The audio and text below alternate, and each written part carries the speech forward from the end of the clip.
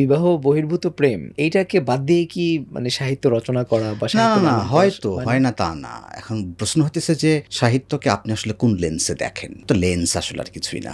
তো আপনি ধরেন আগে থেকে যদি মনে করে রাখেন যে দিস ইজ ব্যাড, এটা সিন, এটা পাপ, এটা এই, এটা সেই, তখন তো আসলে আপনার লেন্সের উপর বেস করে আপনি আসলে ক্রিটিক করা শুরু করবেন। হ্যাঁ, সো প্রেম ব্যাপারটারে ধরেন এখন আমরা কিন্তু এগুলো অনেকভাবে আসলে বলতে পারি। ধরেন ওমর খৈয়াম যখন আসলে কাজ করতেছেন তখন আসলে আপনার কাছে মনে হইতে পারে সেই সময় হয়তো অনেক ক্রিটিকও হয়েছে, আরে না একটু মদ টদ নিয়ে খালি কথা বলতেছে, বাট পরে হয়তো নানান ধরনের আপনার হচ্ছে যে একটু নিয়ে ক্রিটিক্যালি অনেক আলাপ হয়েছে। তো আমি আসলে কন্টেম্পোরারি লিটারেচার নিয়ে যখন কেউ ক্রিটিক করা শুরু করে আমি এটা খুব একটা গুরুত্ব দেই না। হ্যাঁ, আমি আসলে ফিল করি যে এটা 200 বছর পরের আলাপ আসলে, বা 15 বছর পরের আলাপ, মানুষ হয়তো এটা অন্যভাবে ইন্টারপ্রেট করবে।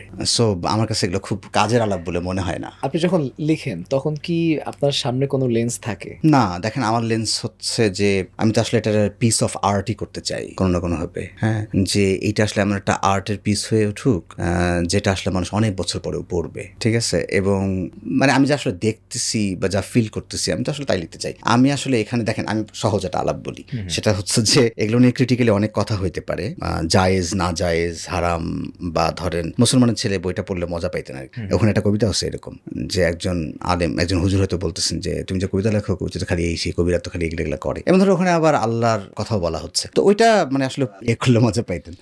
মানে তো যাই হোক, এখন যেটা আসলে হইতেছে ধরেন আপনি এই সমস্ত যে মানে আলাপ, হালাল হারামের আলাপ বলেন বা আরো যে সমস্ত আলাপগুলো বলেন, এগুলো দিয়ে আপনি চাইলে আসলে অনেক কিছুকে ক্রিটিক করতে পারবেন।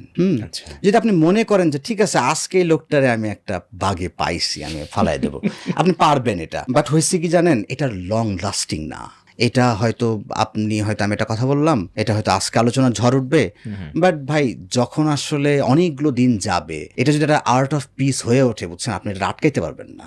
নেভার, আপনি পারেননি, কোনো কালে এটা পারেনি কেউ। মানে ধর্ম দিয়ে, নর্মস দিয়ে, কিচ্ছু দিয়ে ভ্যালুস দিয়ে কোনো কিছু দিয়ে সম্ভব না। পারবেন না, কারণ আর্টের একটা অন্য রকমের একটা পাওয়ার আছে। এখন এটা কোন ধরনের পাওয়ার সেটা আমি হয়তো জানি না, বাট একটা পাওয়ার তো আছে। দেখেন ইমরুল কায়েসকে তো এখনো পড়া হচ্ছে, এবং he is the greatest poet of Arab.